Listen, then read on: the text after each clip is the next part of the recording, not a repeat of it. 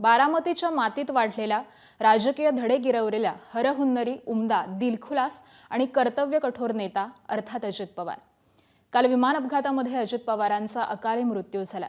त्यांच्या निधनानं बारामती अश्रूंच्या महापुरात बुडाली आहे। उपमुख्यमंत्री अजित पवारांवरती आज बारामतीतील विद्या प्रतिष्ठानच्या मैदानावरती शासकीय इतमामामध्ये अंत्यसंस्कार केले जाणार आहेत। मुख्यमंत्री, उपमुख्यमंत्री, गृहमंत्री अमित शहा, भाजपचे राष्ट्रीय अध्यक्ष नितीन नवीन यांच्यासह अनेक महत्त्वाचे नेते या अंत्यसंस्काराला उपस्थित राहणार आहेत। दादांच्या अंत्यदर्शनासाठी कालपासूनच बारामतीमध्ये मोठा जनसागर लोटलाय। अजित पवारांच्या धक्कादायक अपघाताची माहिती मिळताच पवार कुटुंबियांवरती जणू विजेचा लोळ कोसळलाय। बारामतीत अजित पवारांच्या विमानाला अपघात झाला त्यावेळी जवळपास संपूर्ण पवार कुटुंब हे दिल्लीमध्ये होतं।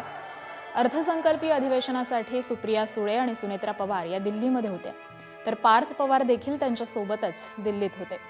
अजित पवारांच्या अपघाताची बातमी मिळताच पवार कुटुंबानं बारामतीकडे धाव घेतली आणि दोन्ही पवार कुटुंबातील दुवा असणाऱ्या अजित पवारांच्या या अकाली एक्झिटनं संपूर्ण पवार कुटुंबाची जणू वीण उसवली आहे। तर राजकारण ते समाजकारण असा प्रवास लिलया पेलवणाऱ्या अजित पवारांच्या या अकाली एक्झिटनं आपल्या हक्काचा माणूस गेला, केवळ हीच भावना आज प्रत्येकाच्या मनात आहे।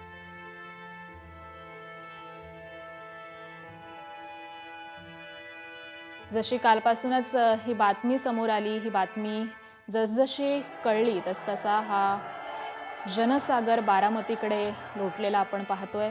कार्यकर्त्यांचा आक्रोश दिसतोय आणि इथूनच आमचे प्रतिनिधी मिकी घई सध्या आपल्या सोबत आहेत।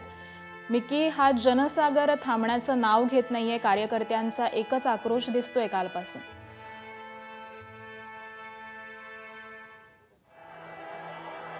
अगदी जर आपण बघितलं तर बारामती येथील जे कॉलेज आहे, मेडिकल कॉलेज, त्या ठिकाणी दादांचं गाव आहे काटेवाडी, त्या ठिकाणी नेलं जाणार आहे। आणि इथे जर आपण बघितलं तर गाडी एक सजून तयार आहे आणि दुसरी अँब्युलन्स देखील या ठिकाणी आहे। आणि काही वेळातच कुटुंबाचे काही सदस्य या ठिकाणी येतील आणि दादांचं शव त्यांचं आवडतं गाव जिथं दादांचं लहानपण त्यांचं आवडतं गाव जिथं दादांचं लहानपण गेलेलं आहे, अर्थातच काठेवाडी या ठिकाणी जाणार आहेत। आणि त्यापूर्वीच इथं मी सांगतो जसं कार्यकर्ते, दादांवर प्रेम करणारे हे सगळे लोक जमायला सुरुवात झालेली आहे। सकाळचे 6 वाजता आहेत, मात्र गर्दी दादांवर प्रेम करणारे जे लोक आहेत ते राज्यभरातून इथं येत आहेत आणि त्यांना विश्वास होत नाही की दादा आपल्यातून निघून गेलेले आहेत, दादा आपल्यासोबत नाही आहेत सध्या। काही कार्यकर्ते, दादा तुम्ही कुठून आलेला आहात? सटाणा तालुक्यातून आलो, नाशिक जिल्ह्यातून। मी एक सर्वसामान्य कार्यकर्ता आहे दादांचा। म्हणजे विश्वास होत नाही अजून सुद्धा, बरेच लोक बाहेरून आले। हो, बरेच। आम्ही 12 वाजेपासून या ठिकाणी उभे हो, आम्ही मावळ तालुक्यात आलोय, पुणे जिल्हा। रात्री 2 वाजल्यापासून इथं बातमी ऐकल्यानंतर म्हणजे सगळेजण निघाले असेल? हो, सर्व आलोय आम्ही। वडगाव शहरातील सर्व कार्यकर्ते, पदाधिकारी व दादांचे जे चाहते वर्ग आहे, युवा वर्ग, ते सर्व आलेत।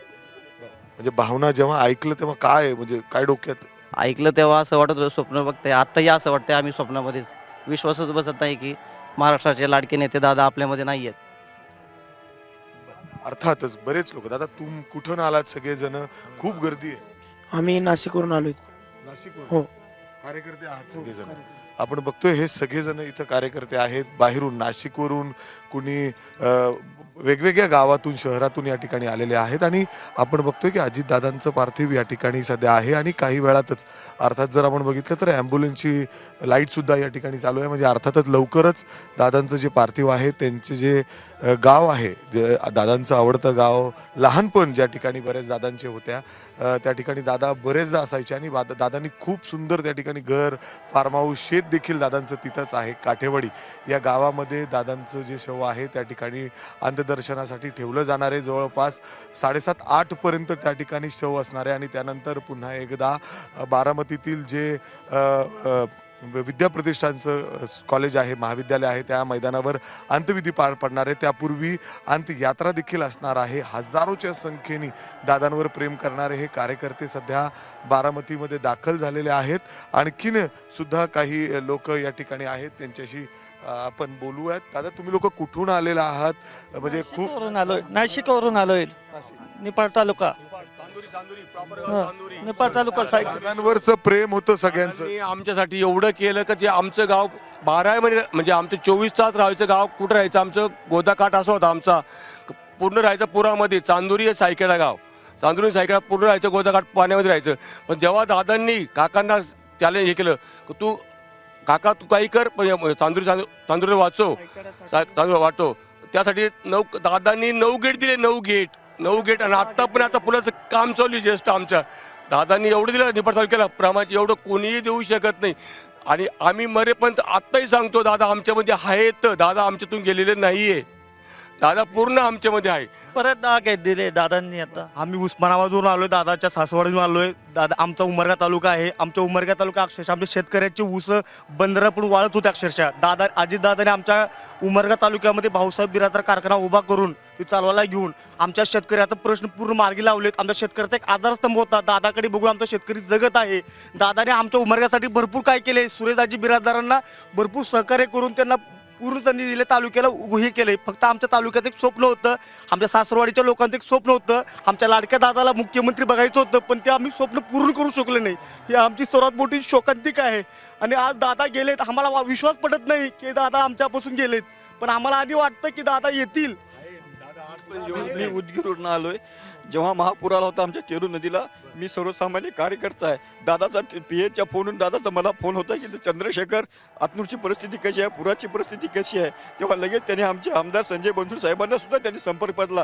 माझ्या गावामध्ये पियाला पाणी भेटत नव्हतं पण 7 बॅरेजेस तेरू नदीवर त्यांनी करून दिलेले आहेत. जे विलासराव देशमुख साहेबांचं स्वप्न होतं ते संजय बनसोड साहेबांनी दादाच्या माध्यमातून पूर्ण केलेत. आणि आम्हाला असं वाटत नाही की दादा आम्हाला सोडून गेलेत पण आमचं एक दुर्दैव आहे की दादाला आम्ही मुख्यमंत्री करू शकलो नाही. कारण दादाने मुख्यमंत्री झाले असते तर आमच्यासारख्या तरुणांना न्याय भेटला असता, गोरीगरीब जनतेला न्याय भेटला असता. आमच्या मनामध्ये खेती एकच व्यक्त आहे की आम्ही दादाला मुख्यमंत्री झाले पाहू शकलो नाही. आणि मनामध्ये शेवटपर्यंत सर्व भेटेल आम्हाला पण आमचा दादा आम्हाला आता भेटणं शक्य नाही. आमचा एक अर्थात जर आपण बघितलं तर राज्यभरातून वेगवेगळ्या शहरातून हे सगळे लोक आलेली आहेत. दादांनी प्रत्येकाचं कार्यकर्ता असो कुणीही असो प्रत्येकाचं काम केलेलं आहे. सर्वांना सांभाळलं लहान बाळापासून दादांनी सर्वांना मोठं केलं. एक कोणालाच काही सोडलं नाही आजपर्यंत. आज म्हणजे असं वाटत नाही तर दादाने आपल्यातून निघून गेले. आजही बा ते दादा आपल्यात बी आज आहे आणि शेवटपर्यंत दादा आपल्यात राहणार आणि दादांचा हात शेवटपर्यंत आपल्यावर राहणार. महाराष्ट्राला कधी दादा परके होऊ देणार नाही ही आपला पूर्णपणे भरोसा आहे. आम्ही बुलढाणा जिल्ह्यातून आलेलो आहे. दादांनी कधी जातीपातीचं राजकारण केलं नाही. जरी ते मराठा समाजाचे असले तरी मराठा OBC असा वाद